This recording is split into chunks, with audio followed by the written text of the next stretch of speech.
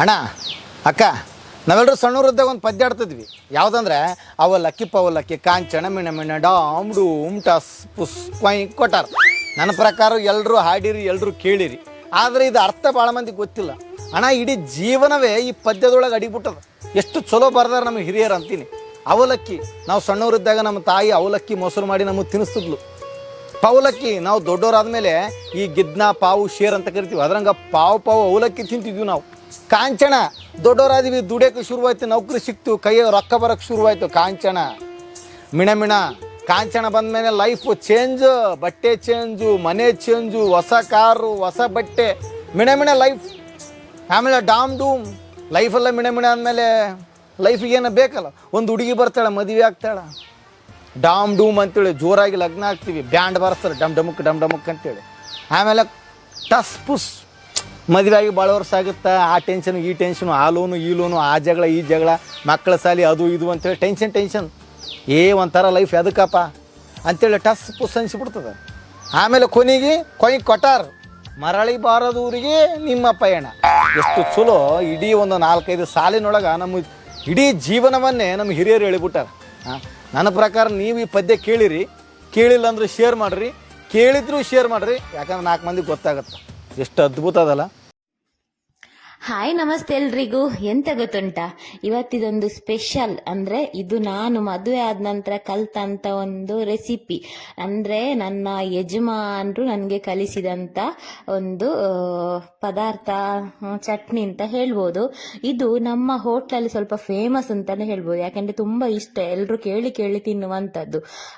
ನಮ್ಗೆ ಇನ್ನೊಂದು ಸ್ಪೆಷಲ್ ಏನಂದ್ರೆ, ಯೂಟ್ಯೂಬ್ ಅಲ್ಲಿ ಮೊದಲ ಸರಿ ಮಾಡಿದ್ದು ಮೊಟ್ಟೆ ಚಟ್ನಿ ಅಂತ. ಅದು ನಾನೇ, ಬೇಕಾದ್ರೆ ಚೆಕ್ ಮಾಡಿ, ಮೇ ಬಿ ತುಳು ಲ್ಯಾಂಗ್ವೇಜ್ ಅಲ್ಲಿ ಇದೆ ಏನಂತ ಗೊತ್ತಿಲ್ಲ, ಯಾಕಂದ್ರೆ ಫಸ್ಟಿಗೆ ತುಳುವಲ್ಲಿ ಮಾಡ್ತಿದ್ದೆ, ಈಗ ಕನ್ನಡದಲ್ಲೇ ಮಾಡ್ತಾ ಇದ್ದೇನೆ. ಇನ್ನೊಂದೇನಂದ್ರೆ, ಹಾಗೇನೆ ತುಂಬಾ ಮಂದಿ ಫೇಸ್ಬುಕ್ ಪೇಜ್ ಅನ್ನು ಫಾಲೋ ಮಾಡಿದಿರಿ, ಲೈಕ್ ಮಾತ್ರ ಕೊಡ್ತಾ ಇಲ್ಲ. ನನ್ನ ಪೇಜ್ ನಿಮ್ಗೆ ಇಷ್ಟ ಆಗಿದೆ ಅಂತ ಭಾವಿಸ್ತೇನೆ, ಒಂದು ಲೈಕ್ ಕೊಡ್ಲಿಕ್ಕೆ ಕೂಡ ಮರಿಬೇಡಿ ಆಯ್ತಾ. ಹಾಗೆ ಸಬ್ಸ್ಕ್ರೈಬ್ ಮಾಡಿ, ಸಬ್ಸ್ಕ್ರೈಬರಿಗಂತಾನೆ ಬೇರೆ ಗ್ರೂಪ್ ಇದೆ, ಅಲ್ಲಿ ಮಾತಾಡ್ಬೋದು ನಮ್ಗೆ. ಸೊ ಈಗ ಸ್ಟಾರ್ಟ್ ಮಾಡುವ. ಮೊದಲಿಗೆ ಸ್ವಲ್ಪ ಎಣ್ಣೆ ಬಿಸಿಯಾಗ ಒಂದು ಮೊಟ್ಟೆ ಹಾಕಿದ್ದೇನೆ. ಆ ಮೊಟ್ಟೆ ಉಂಟಲ್ಲ, ಪುಡಿ ಮಾಡ್ಬೇಕು. ಅದಕ್ಕೆ ಸ್ವಲ್ಪ ಚಿಟಿಕೆಯಷ್ಟು ಉಪ್ಪು ಮತ್ತು ಚಿಟಿಕೆಯಷ್ಟು ಮೆಣಸಿನ ಹುಡಿ ಸೇರಿಸಿದ್ದೇನೆ, ಯಾಕೆಂದ್ರೆ ಮೊಟ್ಟೆ ಸ್ವಲ್ಪ ಸ್ಪೈಸಿ ಮತ್ತು ಉಪ್ಪು ಎಳ್ಕೊಳ್ಳಿ ಅಂತ. ಇದನ್ನು ಪುಡಿ ಆಗಿ ಇದನ್ನು ಇದು ಮಾಡ್ಬೇಕಾಯ್ತಾ. ನಾನು ಉಪ್ಪು ಹಾಕುವಷ್ಟು ಹೊತ್ತಲ್ಲಿ ಮತ್ತೆ ಎಣ್ಣೆ ಕೂಡ ಒಳ್ಳೆ ಬಿಸಿ ಆಗಿತ್ತು, ಹಾಗಾಗಿ ಅಷ್ಟು ಪುಡಿ ಆಗ್ಲಿ. ಈಗ ನೋಡಿ ಪುಡಿ ಮಾಡ್ತಾ ಇದ್ದೇನೆ. ತುಂಬಾ ಪುಡಿ ಆಗ್ಬೇಕು. ಮೊಟ್ಟೆ ಹಾಕಿದ ತಕ್ಷಣ ಇದನ್ನು ಕದಡ್ಬೇಕು ಫುಲ್. ಆನಂತರ ಪುಡಿ ಆದ್ಮೇಲೆ 1 ಕಪ್ ಅಷ್ಟು ತೆಂಗಿನ ತುರಿ. ನಿಮ್ ಜನ ಜಾಸ್ತಿ ಇದ್ರೆ ಜಾಸ್ತಿ ಹಾಕ್ಬೋದು, ಮೊಟ್ಟೆ ಮಾತ್ರ ಒಂದೇ ಸಾಕಾಗ್ತದೆ. ಅದಕ್ಕೆ ಒಂದು 1/4 ಸ್ಪೂನ್ ಅಷ್ಟು ಅರಶಿನ, ಹಾಗೆ ಒಂದು 2 ಸ್ಪೂನ್ ಅಷ್ಟು ನಾನಿಲ್ಲಿ ಮೆಣಸಿನ ಹುಡಿ ಹಾಕ್ತಾ ಇದ್ದೇನೆ, ಯಾಕಂದ್ರೆ ಖಾರ ಇರ್ಲಿ ಅಂತ. ಈಗ ಮೊಟ್ಟೆಗೆ ಉಪ್ಪು ಹಾಕಿದ್ದೇವೆ, ತೆಂಗಿನಕಾಯಿಗೆ ಎಷ್ಟು ರುಚಿಗೆ ಬೇಕಷ್ಟು ಅಷ್ಟು ಉಪ್ಪು ಹಾಕಿ ಇದನ್ನು ಚೆನ್ನಾಗಿ ಫ್ರೈ ಮಾಡುದು. ಇದು ಸಿಂಪಲ್ ಆಗಿ ಇಷ್ಟೇ, ಒಂದು 2-3 ನಿಮಿಷದಲ್ಲಿ ಆಗ್ತದೆ, ಹೆಚ್ಚಂದ್ರೆ 5 ನಿಮಿಷದೊಳಗೆ. ಇನ್ನು ಇದನ್ನು ಸ್ವಲ್ಪ ಸ್ಪೆಷಲ್ ಆಗಿ ನಿಮ್ಗೆ ಒಗ್ಗರಣೆಗೆ ಸಾಸಿವೆ, ಈರುಳ್ಳಿ, ಕರಿಬೇವೆಲ್ಲ ಹಾಕಿ ಮಾಡ್ಬೋದು.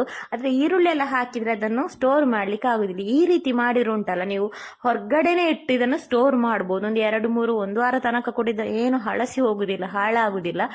ಬೇಕಾದಾಗ ಬಿಸಿ ಮಾಡ್ಕೊಂಡು ತಿನ್ಬಹುದು, ಸ್ಟೋರ್ ಕೂಡ ಮಾಡ್ಬೋದು. ಬಿಸಿ ಕುಚ್ಚಲಕ್ಕಿ ಗಂಜಿಗೆ ಈ ಮೊಟ್ಟೆ ಚಟ್ನಿ.